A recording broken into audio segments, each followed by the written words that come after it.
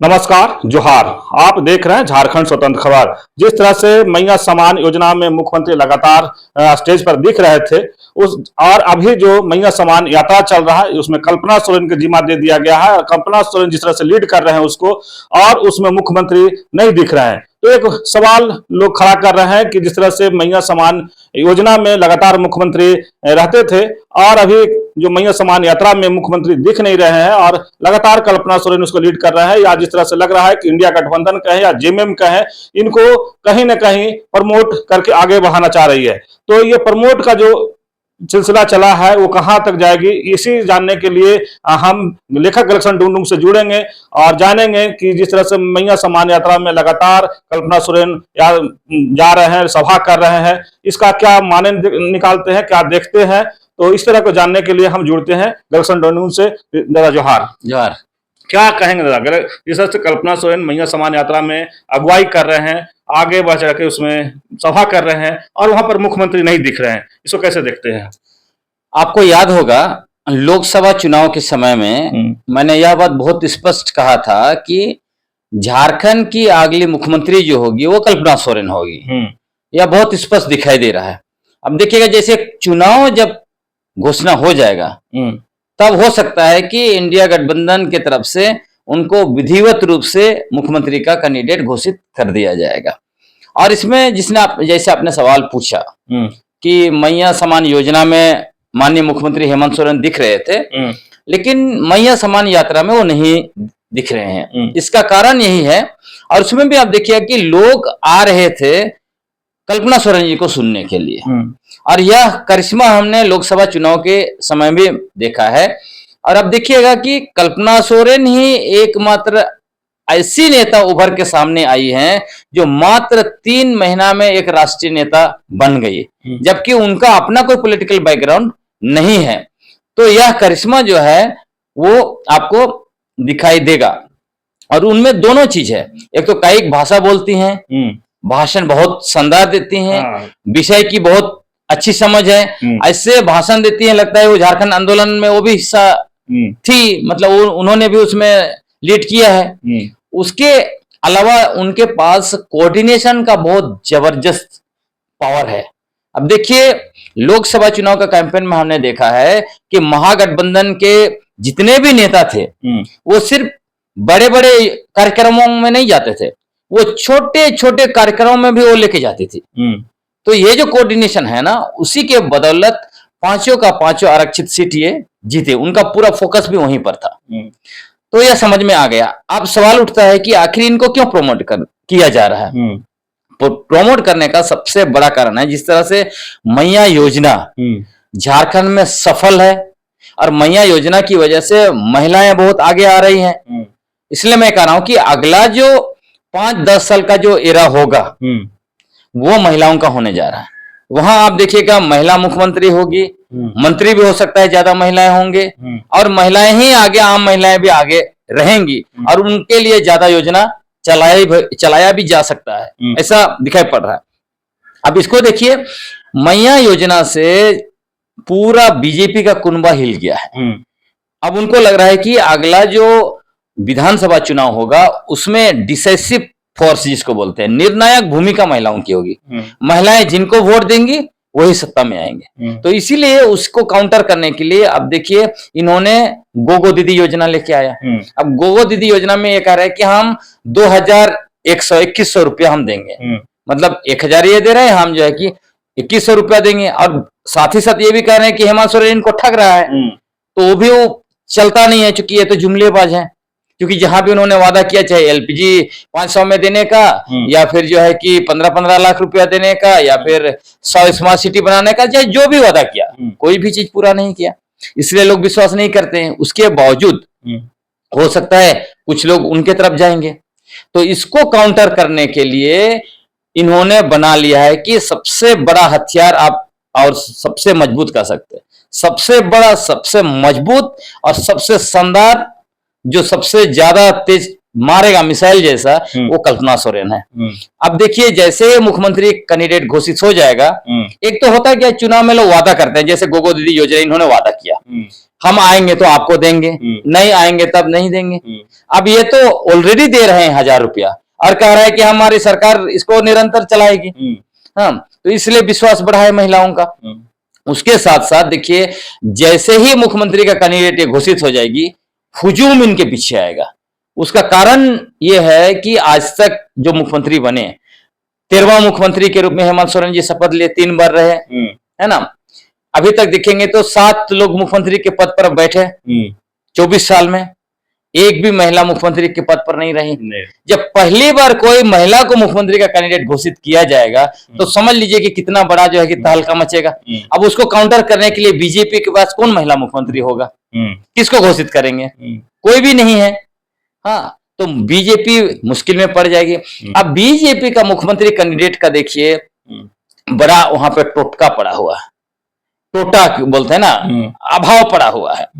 इनके पास 7 एक्स मुख्यमंत्री हैं, फिर भी ये घोषित नहीं कर पा रहे हैं।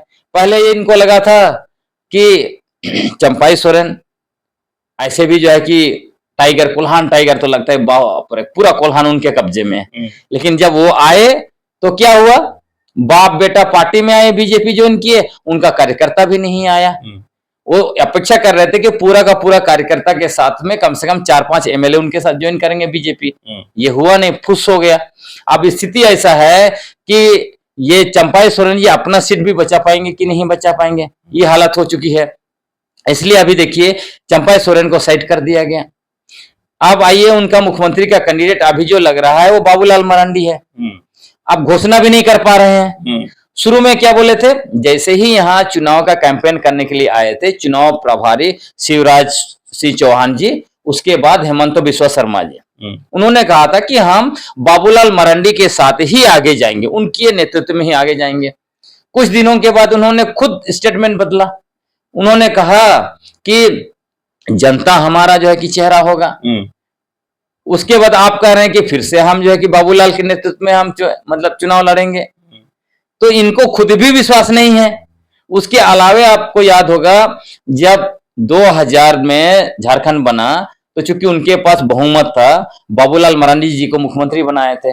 2003 में उन्होंने खुद जो है कि उनको हटा दिया और किनको लेके आए आपको मुंडा जी को, अर्जुन मुंडा जी को। तो आप समझ लीजिए, जब बीजेपी खुद भी बाबूलाल मरांडी जी को 5 साल सरकार चलाने नहीं दी तो आगे क्या भरोसा है उनको सरकार चलाने देगी। उसके अलावा ये जो है बाबूलाल मरांडी झारखंड में सबसे अविश्वसनीय नेता है। उनको मैं बोलता हूं वो दागे हुए कारतूस भी है। क्यों अविश्वसनीय नेता है? क्योंकि 2009 से 2019 तक का उनका भाषण खोज के देखिएगा तो आपको पता चलेगा उन्होंने कितनों बार कहा कि मैं मरना पसंद करूंगा लेकिन बीजेपी नहीं जाऊंगा, मैं कुतुब मीनार से कूद जाऊंगा लेकिन बीजेपी नहीं जाऊंगा, मैं जो है कि कोई पहाड़ के गुफा में चला जाऊंगा, बाबा बन जाऊंगा लेकिन बीजेपी में नहीं जाऊंगा। जो व्यक्ति इतना स्ट्रॉन्ग स्टेटमेंट देता है वो अगर अपना ही बत पर खड़ा नहीं है और बीजेपी का यहाँ का अध्यक्ष बन जाता है राज्य में, उसके बाद मुख्यमंत्री का कैंडिडेट बनना चाहता है, तो इसे व्यक्ति पर कौन भरोसा करेगा? आदिवासी तो बिल्कुल भरोसा नहीं करते हैं। जो कि कोइलकारों में जो आंदोलन चल रहा था, आंदोलनकारियों के ऊपर उन्होंने गोली चलवाया और 8 लोग मारे गए। उसके अलावा औद्योगिक नीति लेके आए 2001 में, बारी से बहरागोड़ा तक रोड के दोनों तरफ 5-5 किलोमीटर मतलब 10 किलोमीटर का इधर पूरा मतलब उत्तर दक्षिण और पूरा बारी से बहरागोड़ा लगभग 300-350 किलोमीटर लंबाई। तो उतना में औद्योगिक गलियारा बनाना चाहते थे, रांची में ग्रेटर रांची बनाना चाहते थे, सब कुछ उद्योगपतियों के लिए। उन्होंने यहां तक कहा कि आदिवासियों को अपना जमीन बेचना चाहिए, CNTSPT कानून में बदलाव लाना चाहिए। तो जो व्यक्ति आदिवासियों का जल जंगल जमीन यहाँ मूलवासियों का सब कुछ पूंजीपतियों को देना चाहता है उसको कौन नेता मानेगा? आदिवासी तो नेता ही उनको नहीं मानते हैं। तो बीजेपी के पास उनको काउंटर करने के लिए कुछ नहीं है। आप अगर आप मुद्दे की बात कीजिए, ये कहते थे बहुत बड़ा मुद्दा बनाने की कोशिश की, किसको? घुसपैठिये को। अब घुसपैठिया का ये कहते हैं, माननीय गृह मंत्री अमित शाह दिल्ली से आए, उन्होंने कहा हमारी सरकार बनाओ, यहाँ से एक एक घुसपैठिये को चुन चुन कर बाहर करेंगे। तो उनको लोग सवाल पूछ रहे हैं, असम में आपकी सरकार है, दिल्ली में आपकी सरकार है, जब राज्य में और केंद्र में आपकी सरकार है तो वहां से कितना कुछ चुना ये तो बताओ। बता नहीं पा रहे हैं। सरकार ने पूछा, हाईकोर्ट ने पूछा, झारखंड हाईकोर्ट ने, कितने घुसपैठिये हैं? ये कहते हैं हमारे पास कोई आंकड़ा नहीं है। उसी तरह दिल्ली में बैठने से पहले मोदी जी भी यही कहते थे कि हमारी सरकार केंद्र में बनेगी, वैसे ही बांग्लादेशी घुसपैठियों को पूरे देश से चुन चुन कर बाहर करेंगे। आज बता नहीं पा रहे हैं 10 साल के बाद भी कितने लोगों को चुन के बंगाल की खाड़ी में फेंका। तो ये तो सारे जुमलेबाज हैं। तो ये वाला ऐसे भी घुसपैठे का मामला फुस हो गया। आप कौन कौन सा मुद्दा उठा रहे हैं? एक तो हो भाषा को उन्होंने उठाया कोलान कब्जा करने के लिए। अब वहां पता चला 2020 में ही माननीय हेमंत सोरेन जी ने चिट्ठी लिखा केंद्रीय गृह मंत्री को, हो भाषा को शामिल करो, 8वीं अनुसूची में मुंडारी को शामिल करो, कुड़ुक को शामिल करो। आज तक कोई काम ही नहीं किया। इसलिए उसके बाद आप सुनते हैं हो भाषा पर। मैंने आपको उसी इंटरव्यू में कहा था, आज के बाद कोई हो भाषा पर नहीं बात करेगा, कोई नहीं बात करेगा, कोई बीजेपी का नेता हिम्मत नहीं कर रहा है हो भाषा पर बात करने के लिए। सोचिए। उसी तरह और क्या, भ्रष्टाचार पर कि कह रहे थे कि देश की सबसे भ्रष्ट सरकार जो है कि हेमंत सरकार है। अब इनके मंच में मधु कोड़ा, जो झारखंड का सबसे भ्रष्ट नेता, 4000 करोड़ रुपया का उनके ऊपर एलिगेशन सिर्फ नहीं लगा है, दिल्ली का एवेन्यू कोर्ट ने उनको चुनाव लड़ने तक जो है कि रोक लगा के रखा हुआ है, सजा उनको मिला है। वो मोदी जी के साथ मंच साझा कर रहे हैं, आप समझ लीजिए, भ्रष्टाचार पर गया काम से। अब यूपी के उप मुख्यमंत्री यहाँ पे आए, बोल रहे झारखंड का सरकार सबसे भ्रष्ट सरकार। अब उनको लोग पूछ रहे हैं 30,000 करोड़ रुपया आपने भगवान राम के नाम से खर्च किया, कहा था कि अयोध्या को दुनिया का सबसे सुंदर खूबसूरत शहर बनाएंगे, उसका क्या हुआ? रामपथ का जो है कि सड़क एक बारिश में कैसे बह गया? वहां का जो है 50 लाख का जो है स्ट्रीट लाइट रामपथ का, वो कहां चला गया? तो इनके पास कोई जवाब नहीं है। ये अंत में क्या कहते हैं, ये पति पत्नी की सरकार है, परिवारवाद है। तब समझिए कि मोदी सरकार के यहाँ देखिए ना कितने परिवारवाद पार्टियां भरे पड़े हैं, उस पर इनके पास कोई जवाब नहीं है। चाहे रामविलास का देख लीजिए, या अभी जो बैसाखी का सरकार बनाए हैं नायडू साहब देख लीजिए, सभी तो परिवार वाले इनके पास भरे पड़े हैं। तो ये जुमला फेंकते हैं, लोगों को पता है। अब उसी तरह परिवारवादी पार्टी बोलेंगे अगर झारखंड में, तो झारखंड का तो पूरा आदिवासियों का पारंपरिक व्यवस्था ही वंशवादी चलता है। चाहे आप मानकी मुंडा व्यवस्था आप मान लीजिए, या फिर जो है कि आपका पढ़ा व्यवस्था मान लीजिए, जो भी देखिए तो पारंपरिक ही चलता है। हाँ, बेटा बाप के बाद बेटा, बेटा के बाद पोता, ये चलता है। तो यहाँ ऐसे वंशवाद ऐसे कुछ होता नहीं है। तो अब इनका जो मतलब कुछ भी चीजें नहीं चल रही, ना उनका नेता टिक रहा है, ना उनका मुद्दा टिक रहा है। और इसमें और भी सबसे बड़ी बात यह है कि इनके जितने भी हथियार थे उन्होंने उपयोग कर लिया। जितने बड़े बड़े मिसाइल थे, चाहे वो मोदी जी आके भाषण दे के चले गए, अमित शाह आके चले गए, उनके अलग अलग राज्यों के मुख्यमंत्री आके चले गए, अब उनके पास कुछ बचा नहीं है। वही जब चुनाव घोषणा होगा, कैंपेन शुरू होगा, वही घिसा पुट्टा चीज को लेके आएंगे। तो जनता पहले से सुन चुकी है, उनको लगा अब क्या सुनना है, ये नया कुछ बोलते नहीं है। और इनका जितना भी घोषणा पत्र है वो तो जुमला पत्र है। उसमें जो बोलते हैं, उन्होंने कहा था मान लीजिए राजस्थान में हमारी सरकार आएगी तो हम 500 रुपये में सिलेंडर देंगे, उनकी सरकार बन गई, अभी भी 808 रुपये में बिक रहा है। तो ना उनका जुमला पत्र चल रहा है, ना उनका मुद्दा चल रहा है, ना नेता चल रहा है, ना मुख्यमंत्री का कैंडिडेट है।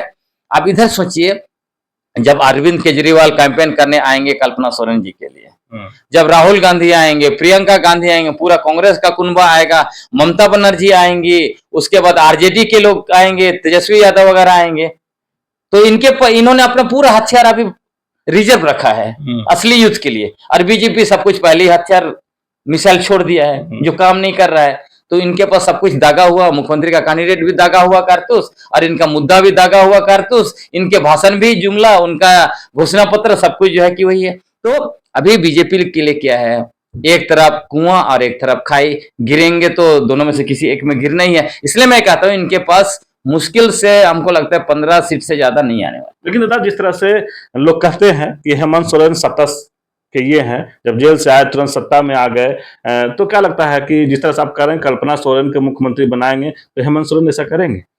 देखिए, वो उनको भले आरोप लगाने के लिए कुछ भी बोले कि ये सत्ता से चिपके रहना चाहते हैं या कुछ करना चाहते हैं, है ना। अगर वो सत्ता से चिपके रहना चाहते या उनका परिवार सत्ता से चिपके रहना चाहता तो क्या करते, जैसे ही कल्पना सोरेन चुनाव जीती उसके बाद उनको मुख्यमंत्री बना देते, लेकिन उन्होंने उनको मुख्यमंत्री नहीं बनाया। दूसरी बात, जब जैसे ही जेल से बाहर निकले उसके बाद पत्रकारों ने पूछा था दूसरा दिन कि आप सरकार में जाएंगे, मुख्यमंत्री फिर से बनेंगे, या फिर आप जो है कि पार्टी संभालेंगे। उन्होंने कहा कि अभी तो मैं जेल से निकला हूं, अभी मैं इसके बारे में सोच ही नहीं रहा हूं। और वाकई में वो सोच नहीं रहे थे, उनको देखिएगा आराम से थे 2-3 दिन। लेकिन इसी बीच उनको बताया गया, उनको खबर लगी कि बीजेपी का पूरा कुनबा ईडी सीडी कुछ दिखा के जो है पूरा चंपाई सोरेन को कब्जा करके सरकार को भी कब्जा करना चाहता है। तो जैसे ही ये खबर उनके पास पहुंची, जेएमएम के अंदर में हड़कंप मच गया। और यह खबर ऐसे कोई हवाबाजी वाला खबर नहीं था। आपको याद होगा 1 जून को उनके पास जो है कि फोन आया दिल्ली से। दिल्ली से जैसे उनके पास फोन आया सोनिया गांधी का, वहीं पे उनको ब्रीफ किया गया, उनको बताया गया कि आप जो है कि सरकार को अपने हाथ में लीजिए, पार्टी को अपने हाथ में लीजिए। आपकी सरकार को कब्जा करने की कोशिश हो रही है, इसके साथ साथ पार्टी में भी जो है कि कई एमएलए को तोड़ के ले जाने की कोशिश हो रही है। इसीलिए आप देखिए आनन फनन में जो है वो अपना जो है ये जेएमएम का बैठक नहीं बुलाया है, जेएमएम के विधायकों का मीटिंग नहीं बुलाया है, क्योंकि उनको पता था कि अंदर में ये सब चीजें हो रही है। इसीलिए उन्होंने इंडिया गठबंधन के जो नेता थे उनकी मीटिंग बुलाई, और मीटिंग बुलाने के बाद तुरंत जो है कि निर्णय लिए, और जो है कि उनको विधायक दल का नेता चुना गया। और उस समय जो मुख्यमंत्री थे माननीय चंपाई सोरेन जी को इस्तीफा देने के लिए कहा गया, वो इस्तीफा दिए, फिर जो है कि इनकी सरकार बनी। तो इसलिए कहीं दिखता नहीं और ये होगा नहीं। और निश्चित तौर पर अभी मुझे लगता है कि वो राष्ट्रीय स्तर पर जाएंगे, और अब देखिए लीड करेंगे, हो सकता है पार्टी को अच्छी तरह से और कुछ राज्यों में ऑर्गेनाइजेशन को फैलाएंगे, ये सब काम से उनका होगा। और इसमें जो है कि जिस तरह से अभी सरकार, मान लीजिए उनकी 5 साल की सरकार है ना, बीच में चंपाई सोरेन कुछ दिन के लिए बने वगैरह, लेकिन उनका पूरा 5 साल सिर्फ सरकार को बचाने में लगा। उनको गिराने के लिए उनको आप देखिए सीबीआई लगाया गया, ईडी लगाया गया, माइनिंग घोटाला में कुछ भी नहीं मिला, तब जो है कि 8 एकड़ 86 डिसमिल का जो है कि फर्जी मतलब केस बनाया ईडी ने। अब सोचिए कि देश के इतिहास में पहला ऐसा केस है जहां पर झूठा केस के आधार पर 5 महीना तक इनको जेल में डाला गया। आम लोगों को तो डाला जाता है, ये कोई आम बात नहीं है। तो आप सोचिए कि जो मुख्यमंत्री कितना सताया गया, उनको सरकार गिराने के लिए पूरा सरकार बचाने में ही गया, तो काम तो अच्छे से नहीं कर पाया जितना कर सकते थे। अब इसको ये लोग इशू बनाएंगे और इसको बताएंगे देखिए 5 साल में इन्होंने ये नहीं किया। जैसे आप देखिए युवाओं का मुद्दा, परीक्षा वगैरह को लेके इशू बनाने की कोशिश कर रहे बीजेपी, युवाओं को भर के उनके खिलाफ आंदोलन वगैरह खड़ा करने की कोशिश कर रहे हैं। तो ये सारे चीजों को काउंटर करने के लिए जो एंटी इनकम्बेंसी बोलते हैं ना, सरकार के खिलाफ जो 5 साल का शासन रहती है, तो कुछ ना कुछ माहौल बनता है। तो सारे चीजों को काउंटर करने के लिए कल्पना सोरेन को लाया जा रहा है। अब जैसे ही कल्पना सोरेन आएगी, एक तो देखिए, एक तो वो इतना काबिल है, काबिलियत के आधार पर कोई सवाल नहीं कर सकता। कोई नहीं बोल सकता कि जो है कि ये अपनी पत्नी को आगे कर दिए इसकी वजह से। अब ज्यादा काबिलियत है तो उस लेवल पर कहीं सवाल नहीं उठा सकते हैं, है ना। उसके साथ साथ एंटी इनकम्बेंसी का भी कुछ मामला नहीं। तीसरी बात, उनके ऊपर भ्रष्टाचार का भी एक भी मतलब कलंक नहीं, तो क्लीन चीज। तो उनको मतलब बीजेपी किसी भी तरह से उनको काउंटर कर ही नहीं सकती। तो इसीलिए आप देखिए कि इनके पास कुछ नहीं बच रहा है ये, और इतना बड़ा मतलब उनके पास हथियार है इंडिया गठबंधन के साथ, इसके साथ जो आगे बढ़ रहे हैं। और ये कल्पना सोरेन निश्चित तौर पर आप देखिएगा इंडिया गठबंधन की मुख्यमंत्री कैंडिडेट होगी और मुख्यमंत्री भी होगी। चलिए, आप लेखक लक्ष्मण डोनू की बात सुन रहे थे, जिस तरह से लगातार कह रहे हैं कि कल्पना सोरेन एक पढ़ी लिखी महिला है और अगला मुख्यमंत्री कल्पना सोरेन होंगे, और उनका तोड़ बीजेपी के पास नहीं है। अगर ये भी कह रहे हैं कि जिस तरह से हेमंत सोरेन को बीजेपी वाले हर तरीके से घेरते हैं, इनको कल्पना सोरेन को नहीं घेर सकते हैं। और जिस तरह से लगातार अगर बात करें तो ये कह रहे हैं कि बीजेपी के पास अभी मुख्यमंत्री का कैंडिडेट ही नहीं है, और कभी पूर्व मुख्यमंत्री बाबूलाल मरांडी को आगे करते हैं, कभी बोल देते हैं कि जनता के ये होगा। तो लगातार जो बीजेपी अभी उहापोह में जिस तरह से दिख रही है मुख्यमंत्री कैंडिडेट को लेकर के, लेकिन जिस तरह से ये कह रहे हैं कि झारखंड में पहला महिला मुख्यमंत्री कल्पना सोरेन होंगे, और इनका जो विश्लेषण है एकदम सटीक विश्लेषण है। और जिस तरह से लग रहा है कि इस बार इंडिया गठबंधन का है या जेएमएम के तरफ से इस बार कल्पना सोरेन को मुख्यमंत्री बनाया जाएगा। और बीजेपी का जिस तरह से कह रहे हैं कि उनके पास जितना भी हथियार या जो था अभी यह छोड़ चुके हैं और कल्पना सोरेन के पास अभी पूरे चुनाव का ये बचा हुआ है। जिस तरह से इंडिया गठबंधन के लोग आएंगे, प्रचार करेंगे और अभी सिर्फ सिंगल जिस तरह से मैया सम्मान यात्रा में ये संभाले हुए हैं, ये लग रहा है कि जिस तरह से इंडिया गठबंधन और जेएमएम प्रमोट की है इसको लेकर के, मैया सम्मान यात्रा को लेकर के, लगता है कि इस बार का जो चुनाव होगा उसमें मुख्यमंत्री के कैंडिडेट भी होंगे और मुख्यमंत्री भी जिस तरह से गुनगुना कह रहे हैं कि इस बार बनेंगे भी तो कल्पना सोरेन ही मुख्यमंत्री बनेंगे और झारखंड राज्य का पहला मुख्यमंत्री कल्पना सोरेन होंगे। तो इस तरह खबर को देखने के लिए आप झारखंड स्वतंत्र को जुड़े रहिए। जोहार, नमस्कार।